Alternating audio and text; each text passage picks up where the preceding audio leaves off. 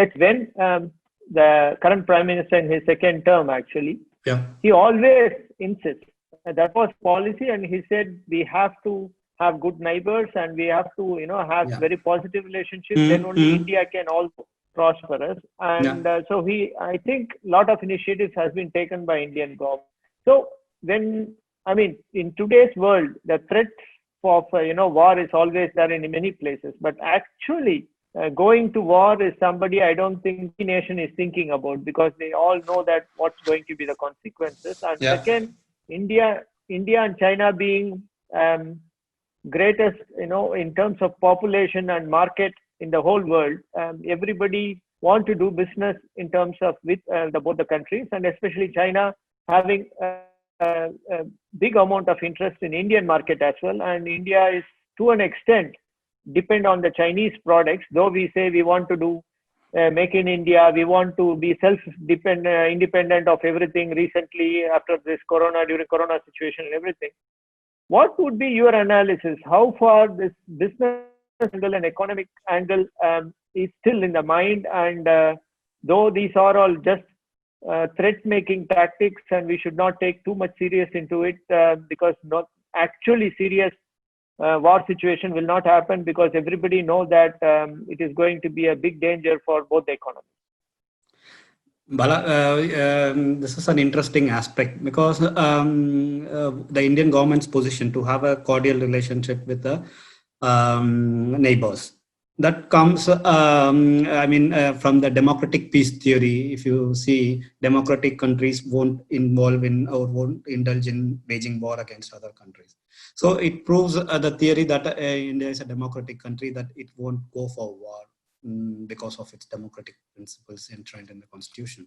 So from that theory part of view, it is absolutely clear that India has an intention not to have a kind of war situation with its neighbors. But on the other hand, if you see the peace theory or whatever theories you have in the economics of war, for example, it depends upon the nation what you gain from the war.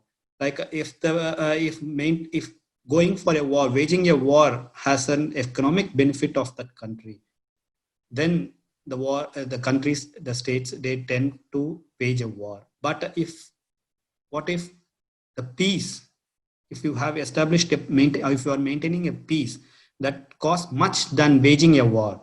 It's a kind of calculation between waging a war and establishing a peace.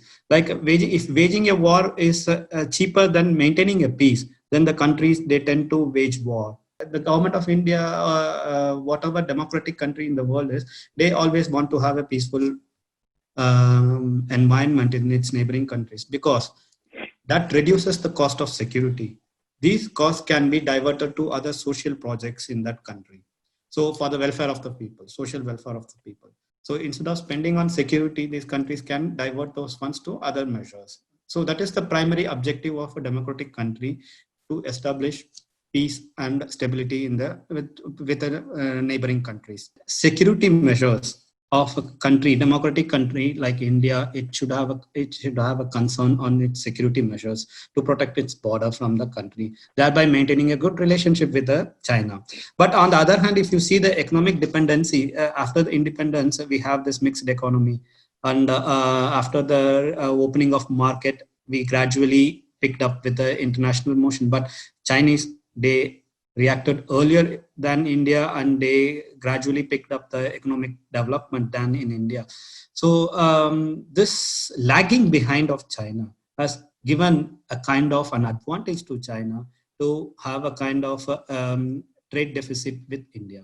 Then they changed the policy and they gradually became one of the economic powers in the world. So that's why it has created a kind of interdependency has created the trade deficit between both the countries.